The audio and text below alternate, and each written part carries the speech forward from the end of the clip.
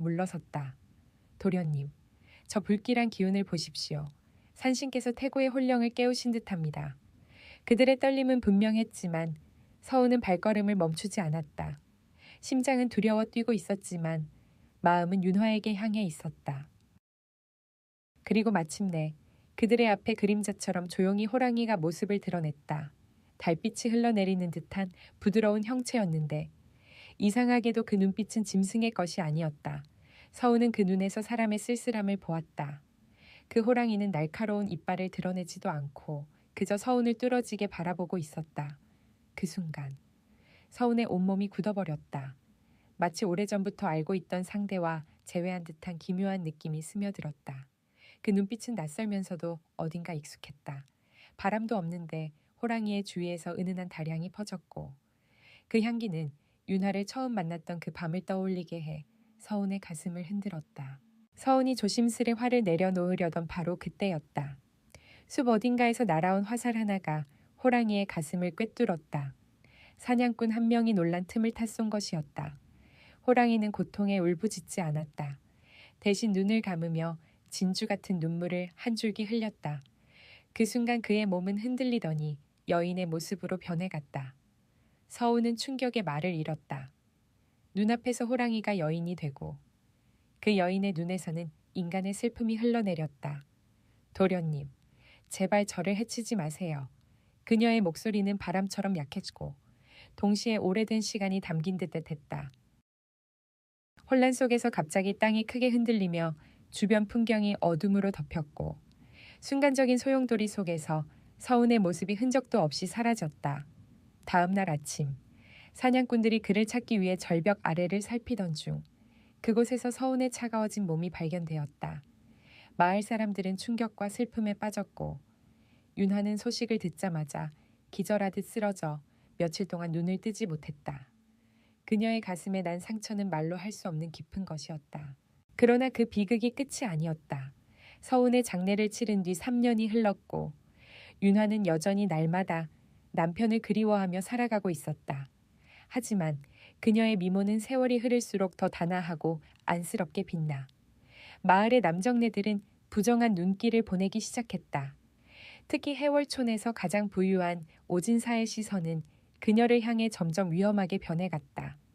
그는 술에 취해 달 밝은 밤이면 윤화의 집 주변을 어슬렁거리기 시작했고 담장 너머로 그녀의 모습을 훔쳐보기도 했다.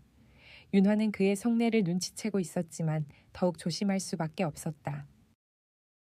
그러던 어느 날 윤화가 마당에 홀로 서운을 떠올리며 달을 올려보던 중 그녀의 목덜미에 스치는 바람 속에서 익숙한 향기가 피어올랐다. 달향이었다. 그 향기가 퍼지는 순간 마당 한쪽에 짙은 그림자가 드리워졌다. 처음에는 인간의 모습이었다가 이내 호랑이의 형상으로 길게 늘어졌다. 윤화는 두려움보다 이상한 그리움에 가슴이 조여들었다. 그 눈빛, 그것은 서운이 살아있을 때 늘 그녀를 바라보던 눈빛과 너무나 닮아 있었다. 그 순간 윤화의 심장은 아릿한 고동을 울렸다. 서운님, 맞으시지요. 달빛 아래 서 있는 호랑이는 눈을 깜빡이며 천천히 고개를 숙였다. 그리고 마당의 그림자는 마치 누군가의 손길처럼 조용히 흔들렸다. 윤화는 그 자리에서 발을 떼지 못한 채 숨을 삼켰다. 그녀는 이제 알고 있었다. 서우는 이 세상을 떠났지만 완전히 사라진 것이 아니었다. 그리고 그날 밤, 산에서 다시 울려 퍼진 호랑이의 낮은 울음소리는 마치 오래도록 감추어져 있던 진실이 곧 드러날 것을 예고하는 듯했다. 그날 밤 산속에서 울려 퍼진 호랑이의 울음은 해월촌 전체를 감싸듯 낮게 흔들렸다. 그 울음은 공포보다는 슬픔에 가까웠고 깊은 그리움과 미련이 뒤섞인 듯한 떨림을 품고 있었다. 윤화는 잠들지 못한 채 마당에서 멍하니 달을 바라보며 서 있었다. 달빛은 여전히 은은하게 윤화를 비추고 있었고 그녀는 그 빛 너머 어딘가에서 서운이 자신을 지켜보고 있다는 확신을 느꼈다. 이상하게도 그 확신은 두려움보다 따뜻함을 먼저 가져왔다. 마치 죽은 사람을 다시 만난다는 공포보다 다시 돌아온 사랑의 존재가 더 크게 다가온 것이다. 그러나 세상은 그런 감정을 이해해 주지 않았다. 특히 오진사는 그날 이후 더욱 대담하게 윤화의 주변을 맴돌았다. 그는 마을에서 가장 많은 재산과 힘을 가진 부자였고 그가 원하는 것은 반드시 손에 넣고야 마는 성격이었다. 윤화가 아무리 문을 닫아 걸고 짧은 인사조차 하지 않으려 해도 오진사는 술에 취한 척하거나 우연히 길을 지나가는 척하며 끈질기게 다가왔다. 윤화의 마음에는 점점 불안이 쌓였다. 서운이 호랑이의 모습으로 자신을 지켜보고 있다 하더라도 살아있는 사람의 악의와 집착은 그녀에게 또 다른 위협이었다. 며칠 뒤 달이 다시 차오르는 밤이었다. 마을에서는 호랑이를 보았다는 소문이 급속도로 퍼지고 있었다. 어떤 이는 호랑이의 울음소리를 들었다고 했고 또 어떤 이는 달빛 아래에서 눈빛이 반짝이는 그림자를 보았다고 했다. 그 이야기가 오진사의 귀에도 들어갔다. 그는 처음에는 비웃으며 대수롭지 않게 생각했지만 점점 그 소문이 그의 오만한 마음에 불길한 감각을 남겼다.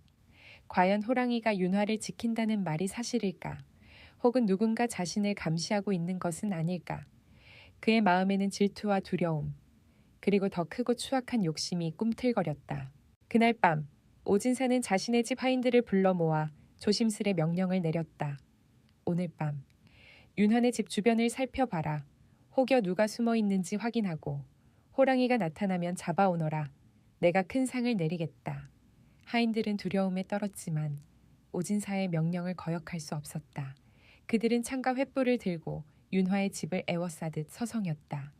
윤화는 이 소식을 모르고 방 안에서 등을 끄고 조용히 기도하듯 남편의 이름을 부르고 있었다. 바로 그때 마당의 낯선 기운이 감돌기 시작했다. 처음에는 바람인 줄 알았지만 창문이 떨리지 않았다. 그저 공기 자체가 낮게 울리는 것처럼 느껴졌다. 윤화는 떨리는 손으로 창문가에 다가가 조심스레 밖을 내다보았다. 달빛이 마당 한가운데에 길게 비치고 있었고 그 빛 위에 어렴풋이 그림자가 흔들렸다. 그 그림자는 사람의 형체였다가 이내 호랑이의 모습으로 길게 변해갔다. 윤화는 알아보았다. 그는 서운이었다. 살아생전 그녀의 손을 잡고 따뜻하게 웃어주던 그 사내의 영혼이었다. 윤화가 창문을 열고 조심스레 내딛는 순간 오진사의 하인들이 마당으로 난입했다. 저기 있다 잡아라. 그들은 호랑이를 향해 창을 겨누었다. 윤화는 그 모습을 보고 외마디 비명을 질렀다. 안 돼요. 손대지 마세요. 그러나 이미 하인들은 두려움과 공포에 휩싸여 엉뚱한 용기를 낸 상태였다. 그들 중 한 명이 횃불을 들어 호랑이를 향해 내리치려는 순간 호랑이는 민첩한 움직임으로 횃불을 피해 어둠 속으로 미끄러지듯 사라졌다. 윤화는 바닥에 주저앉아 떨리는 목소리로 그의 이름을 부르고 있었다. 서운님, 서운님. 그러나 그날 밤의 소동은 마을 전체를 뒤흔들었다. 오진사는 이 일을 계기로 더욱 뻔뻔스러워졌다. 그는 사람들에게 호랑이가 윤화를 지키는 것이 아니라 윤화가 호랑이를 불러들여 화를 부르고 있다며 소문을 퍼뜨렸다. 자신의 욕심을 감추기 위한 비열한 조작이었다. 마을 일부 사람들은 두려움에 흔들렸고 어떤 이는 윤화를 동정하면서도 가까이 하기를 꺼려했다. 그녀는 하루아침에 더 큰 고립 속으로 내몰렸다. 하지만 진짜 위협은 그 다음 보름날 밤이었다. 오진사는 술에 잔뜩 취한 척하면서도 눈빛만은 또렷했다. 그는 불량배들을 돈으로 매수해 윤화의 집 주변을 완전히 포위하도록 했다. 오늘 밤이면 끝이다. 그 여자를 내 것으로 만들겠다. 그는 스스로도 인정하지 않으려 했지만 그 속에는 윤화를 사랑한 적도 없이 그저 소유하고자 하는 욕망만이 가득했다. 그는 문 앞에 서서 속삭이듯 말했다.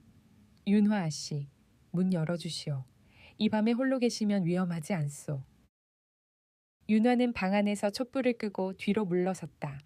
그녀는 오진사의 목소리가 가까워질수록 숨이 막히는 듯했다. 결국 문이 흔들리기 시작했고 불량배들이 힘을 모아 문을 부수려는 순간이었다. 갑자기 마당이 낮게 울리며 달빛이 한순간 더 밝아졌다. 모든 소리가 멎었다. 술 냄새를 풍기던 오진사의 얼굴에도 공포가 스며들었다.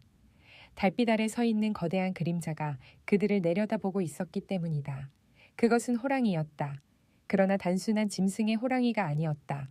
그 눈에서는 사람의 눈물 같은 빛이 고여 있었고 호랑이의 단단한 숨결은 분노와 슬픔을 함께 품고 있었다.